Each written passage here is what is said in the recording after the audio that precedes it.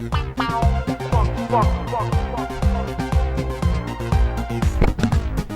Western New York, this is Self-Advocacy in Action, with today's special guests, Kim Schlueter and Joyce Donatelli.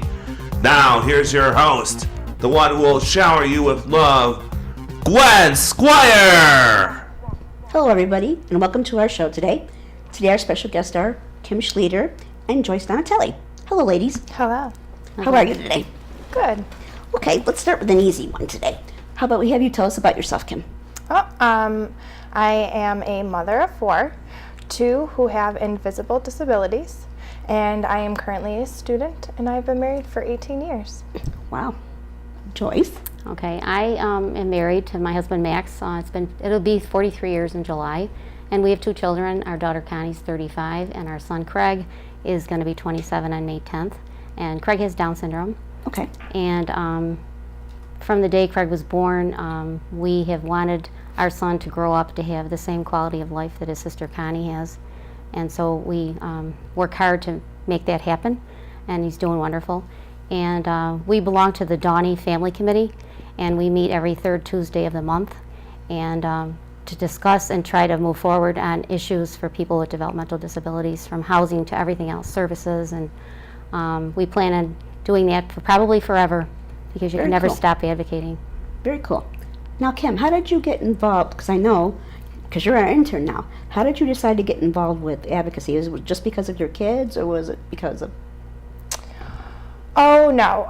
A long time ago, when I was younger, I had a friend who was quirky and unique and kind of had her own beat to her own drum. Mm-hmm. Throughout middle school, then they had found out that she had been on the spectrum and she was autistic. And so a lot of when that medical term had come forward, a lot of people in our community had started to change around her and treat her differently. And it was from that point that I knew her on a personal level, and I wanted to make things different. So I knew from that point on that I was going to be a voice for others when they couldn't have their own. Okay. Kim, Joyce, how did you go about helping Craig get involved with advocating for himself? Because I know he does a pretty good job of it. And I guess I'm pretty sure that it's probably because of you and your husband being there for him. Yeah, I like to think that, yeah. From the day he was born, we advocated for Craig, and we wanted him to be included as much as possible from the day he was born until when he was only 9 weeks old, and we enrolled him in the Heritage program. Okay. And we chose that one because the other programs, we looked at all of them and decided that Heritage at that time seemed more progressive as far as integrating, and that's exactly what we wanted for Craig. Mm-hmm. And then as he got older, I think he even just started to realize that he needed to advocate for himself, and he would start talking more. And he is what he is today. Oh, yeah. Which we're proud of. He's very good today. So, Kim, tell me a little bit about your kids, the ones with special needs. You said they're invisible with disabilities? Yes, my youngest one has a speech impairment and hearing loss. So when you look at him, he seems pretty normal. His words are a little slurred together. It's hard for other people to understand him, but through speech and getting the services through school and at home life, having that blended together, he's really making improvement.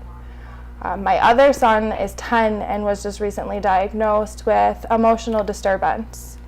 This one has definitely taken more of a toll on our family and has definitely had a lot of more trials and tribulations to go along with that. Okay. What was I going to ask? Along with that, I was just going to say, how's it been in the school system with getting them the services they've needed?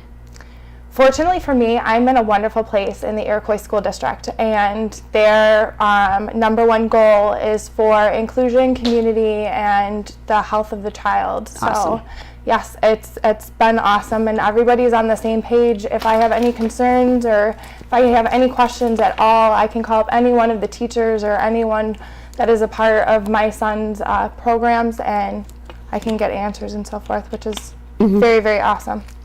Okay. Joyce, what about you? How was it for Craig growing up and getting him services? Like, once he got into a quote-unquote regular school? Because I know he attended the Frontier School District. Right. And for most of his career in school was Frontier. And he did very well, and he was fully included for quite a bit of that time. And it was not without us always being present, though, and always making ourselves known. Max and I, my husband and I, were very involved. And then to the point where my husband and him probably more than me, got the school to develop a transition committee, because they never had one.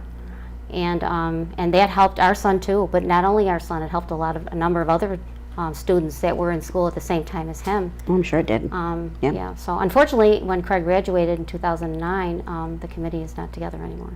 I'm sorry? The committee's not together anymore, which we find very sad. Yeah. And I'm sure they have other people there who could probably use the committee still. Of course. Yeah. Because So- it doesn't stop. Walk me through a routine day for you, with you and your kids, Kim. Kind of a quick one. Mornings are usually easier, and I'll first school, then after school.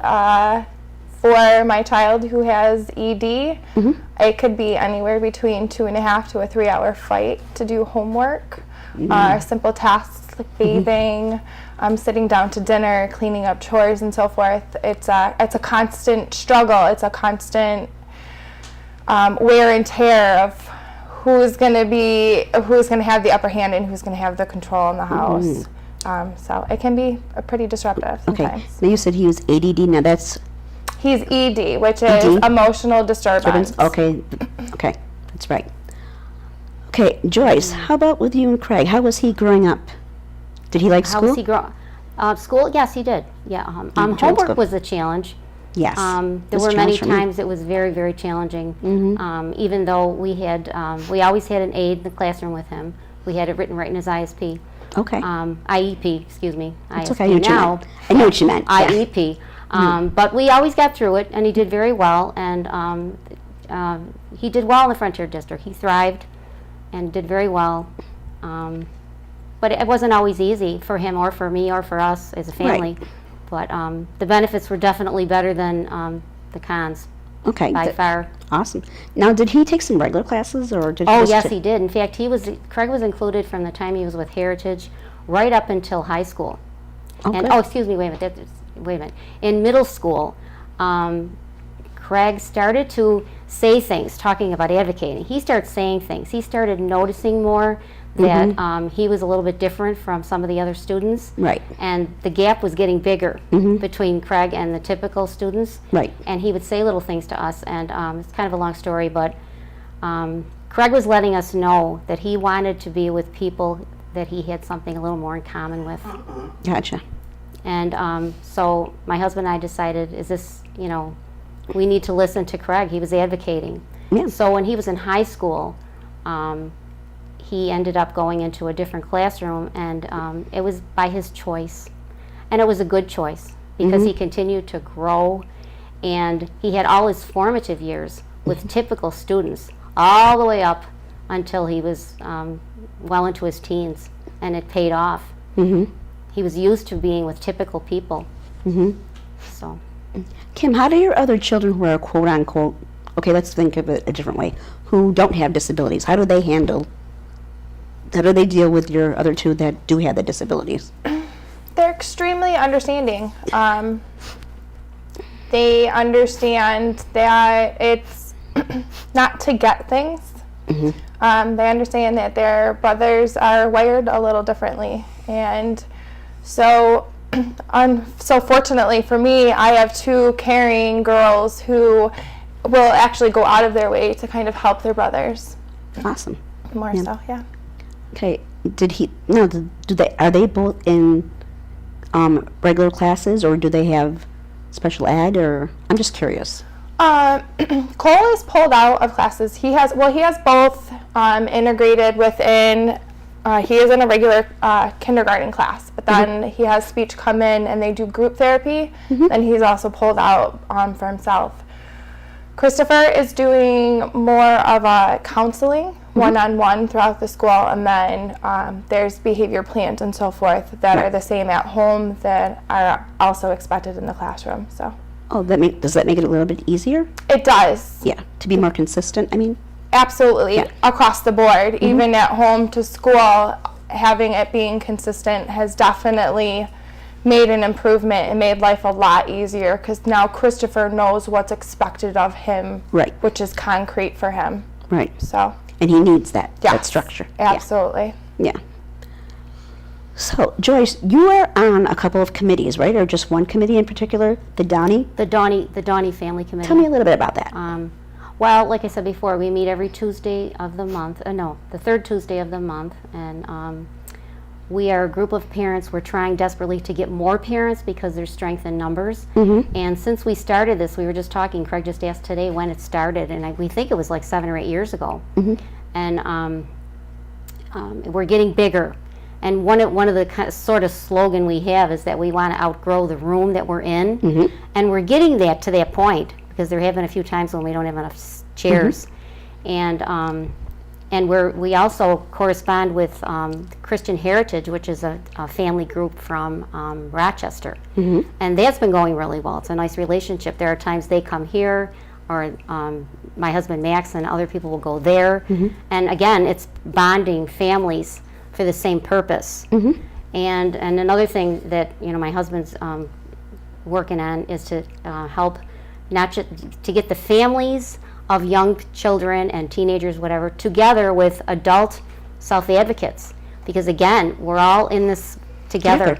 We're all in this together, and the goal is the same: quality of life, as healthy as possible. And so we're proud of the Donnie Family Committee, and it's getting bigger and stronger. And so we encourage people to get involved. Right. So your role is to have like as an officer position? Are you just a No, I'm just not. a No, member? I'm not an officer, but I'm always there. And whenever we have DD Day, we're going to have a table.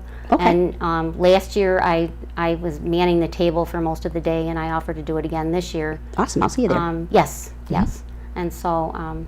And then I volunteer with the Self-Advocate group, that. Right. And that's been a real learning experience for me. Do tell. And yeah, very, very much so, learning experience. And Yeah. I value that time of being with all the folks. And Do you like coming? Yeah, I do. Yeah. Yeah. And, just even having our lunch together and things, I enjoyed that a lot. Being with Self-Advocates, and they have a lot to teach me, and I like to think that I can spread something to them. Oh, you do. You do. So thank you. Definitely. Kim, tell us about your experience with us so far. Not that I'm talking us up. Okay, maybe I am a little bit. But I just want to hear your point of view, because when you walked in, you were like, wow, these guys really go at it with each other sometimes. And, because we tease each other so much. Oh yeah, it was it was a world of when I first walked into it that I thought was like fragile and that you kind of had to protect. And oh boy, was I wrong on that one. Man, you guys can take a punch, but you also can deliver one. And so I've learned over the last couple of months of just how strong individuals can be, and just when it comes to when I perceive things that, even though it might seem like a struggle, to me, it's just a day-to-day to somebody else, and they don't ever look at it like that. And it's really changed my perspective as a whole towards things and towards just people in general, not just so much individuals who have disabilities, but across the board, races, cultures, genders, and so forth along the lines of that. It really has just taught me a lot. And I know you brought your daughter Maddie the other day, and that she kind of liked it a lot too, didn't she? She enjoyed the group so much. I actually spent the next 2 hours having to explain just who everybody was and so forth. She liked everyone's personality, and she said that it felt like it was a home and it was a family. And I think that's the first thing that you feel when you get into a group of self-advocates and so forth, is that it is safe, it is home, it is a family, and they accept you for just who you are. You don't have to change for anything, and that's awesome. That's us. Yep. That's awesome. And we accepted you and Joyce right away. We loved you guys. Absolutely. So we're hoping you guys I stick felt around that. a lot. I felt that right away. Yeah. Very invited, yeah. So, so you're going to be coming with us to, I know Joyce, you're still trying to talk Craig into it, but Kim, you're going to be coming to your first conference with us. I am. In Niagara Falls in June. I am, and I have no clue what to expect at all. Like I have no clue at all. So I'm completely going into this blind, but I am very, very excited. Yeah, I'm bringing it up for a reason, not just to plug it, but just because, you're going to learn a lot, I think. There's going to be a lot of workshops there, and, we hang out afterwards and we have our fun, just like we do during the group. We razz each other and stuff like that. But you're gonna find it a real learning experience, because we got some new workshops this year. Right, like Joyce had mentioned, it's really about getting out there and getting the people to be connected. Yes. And so I'm really, really looking forward to that networking and Yes. really getting involved in meeting some really inspirational individuals who have really motivated and who have really done a lot. So Yes. I'm excited. Yeah, me too. I'm going to be sleeping overnight, so I'm excited about that. Because I usually wait until Albany to do that, to our Albany conference. But let's see, what else should we talk about? I know, when your children, because my friends and I have talked about this when we were growing up, a lot of us got punished, and like we did something wrong, okay? Not like, in a bad way, but just let us know that we weren't right, My mom treated me just like she would anybody else. So I'm wondering if the two of you follow that same thing, like when Craig was growing up and when your kids are growing up now. Do you let them know when they're doing something wrong, and do you forget that they have a disability and don't use that as the thing? Do you know what I mean? If you can, I mean. To an extent. To an extent, I Yeah. try and keep my children as equal as possible, and they try to, I shouldn't say equal as possible, I expect from them each at their own level. Right. And so sometimes with my 10-year-old, I can be a little bit more understanding or giving, and so the kids can at times think that I favor him. Okay. But I think from my point of view, I think I'm pretty even. I'm pretty equal with my kids, and I don't allow their disability to deter me from having to do my job as a parent. Right. And that's what I was getting at. Yeah. Yeah. Because my mom was the same way with me. Just because you've got that disability doesn't mean I'm going to let you get away with this. Right, exactly. Yeah. Exactly. Yeah. The temper tantrum in the store, we're still Exactly. leaving, you're not Yep. getting the toy, That's it's time right. to go. Yep. Yes. Joyce? The dynamics in our house were a little different because our children were 8 years apart. Wow. So, not by choice, it just happened that way. But Yeah. it was just different because they were not together as like 2 years apart playing and getting Right. into trouble And stuff. fighting It and- was just yeah. different. Yeah, it was Yeah. just different. But yeah, definitely sometimes Craig had to be called on things. But there were times we were real sensitive to it because we knew he just didn't understand. Right. And everything took a little longer for him to understand. Right. And what the interesting thing is, when in school, that Craig, I think one of the things that my husband and I would agree with me, I know, one of the reasons I think Craig thrived a lot is because he was held accountable in the classrooms. Okay. Because initially when he was in kindergarten, he had a thing for the light, and he was always doing this on and off, on and off, on and off. And when he was in a self-contained, he even just visiting with just children that had disabilities, he would just follow whatever everybody else was doing. There was no accountability. Okay. And when he went into a classroom where there were typical children, he learned, you don't do that. Yeah. You don't do that. You don't take a pencil and go like that and throw it. You don't do that. Right. That helped him a lot because he was held accountable. Right. So it helped him a lot. Okay. So tell me what Craig's doing now that he's involved with Oh. it. You're helping him out with. Now, he's doing wonderful.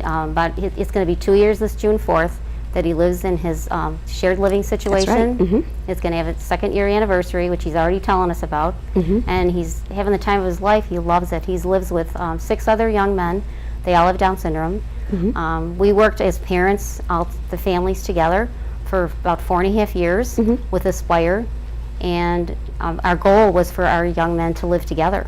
Okay. And as that 4.5 years went by, and practically monthly meetings, everyone got to know each other even better, which was wonderful. And we looked at properties all over, found a home, and now he's living in Amherst. And each of the young men has their own bedroom. And we have a wonderful staff. Whoever was able to be involved in interviews for the staff were involved. Some of the young men, Craig was, a couple of his buddies.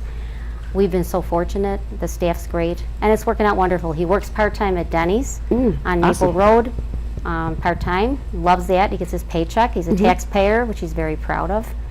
And he attends the CAP program 2 days a week. Loves that.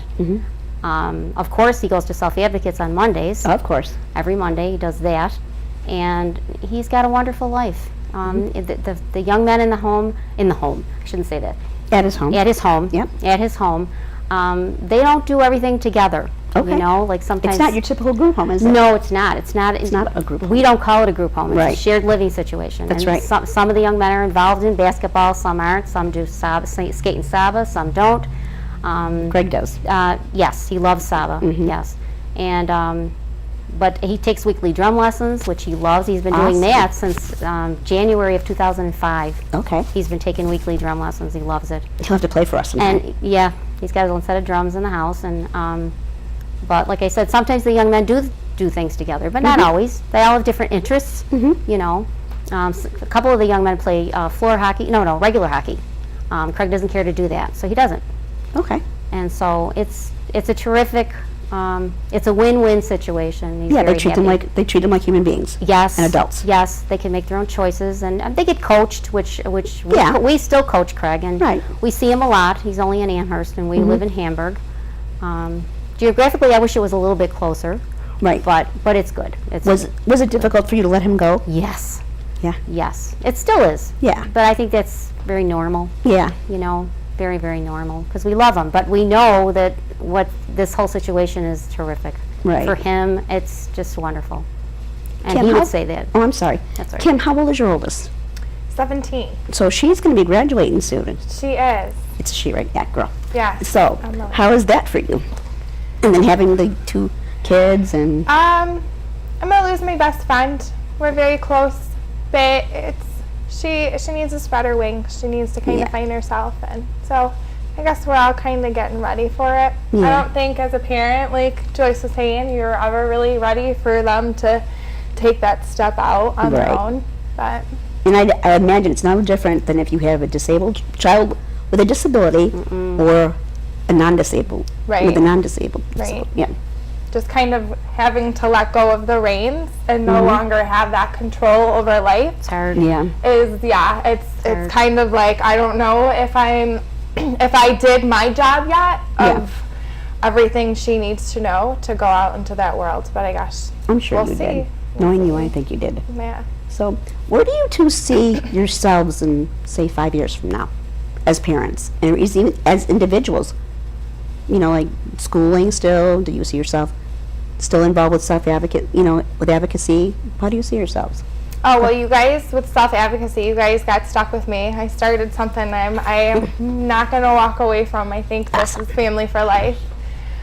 With that, my professional level, I would like to really be going out and educating, just really getting to the individuals and kind of getting to the ignorance out there of the developmental disabilities, That definitely invisible is needed. and visible. It's needed. It's definitely needed, and the more we can grow, the more we can educate, the more there'll be a change of mind and a change in what we do today. So, as a parent, I hope that my kids are growing and full of life and activity and just healthy and doing the best that they can possibly do.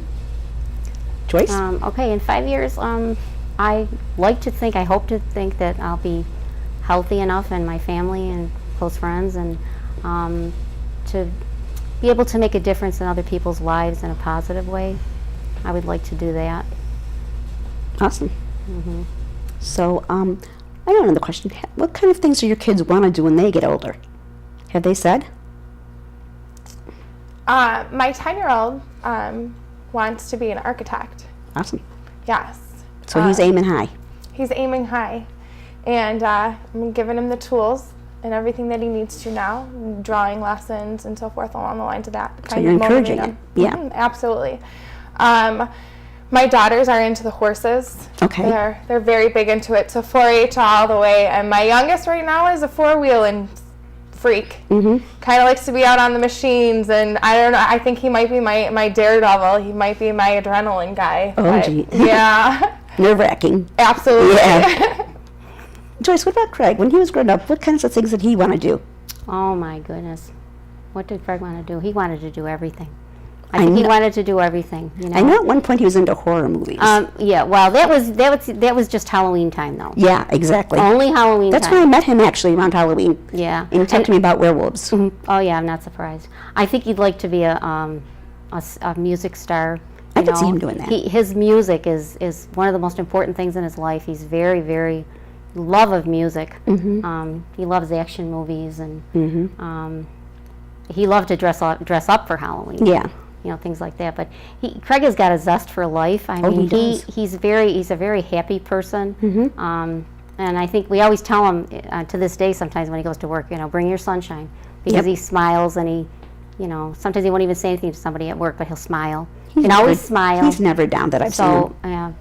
I mean, it happens to all of us, but Right. for the most part, he's a real positive thinker, and he enjoys life a lot. Yeah. He does. He's a very sensitive person. Yes, he is. Very sensitive. Okay, we have about 2 minutes left of the show. So what I'm going to ask the both of you is for some advice to give to our audience about being parents with people with disabilities, or getting involved with self-advocacy, whatever you'd like it to be about. You each have a minute. Stay strong. You know your child. You know your child the best out of anyone, out of doctors, out of teachers, out of everything. And so you can be that voice for your child to ensure that they get the best of what they need, so that they can be the best, so they learn the tools to go ahead and vocalize and voice for themselves when they are able to. Joyce? And I have to say, again, I already said this, but I would advise people to get involved with self-advocacy, get involved with the Family Dawning Committee, and let your family be known, and work with other families, because we all have the same goal. We want our loved ones to have quality of life and health, and there's strength in numbers. We can do it together. Yep, yes we can. Okay, thank you very much for being a part of our show today. You're welcome. We should do this again. We should. Absolutely. Yes. I would like to thank the audience for joining us today. This is Gwen Squire for Self-Advocacy in Action. Thank you. This is Eric Bazant speaking for Self Advocacy in Action, a Santa's Western production.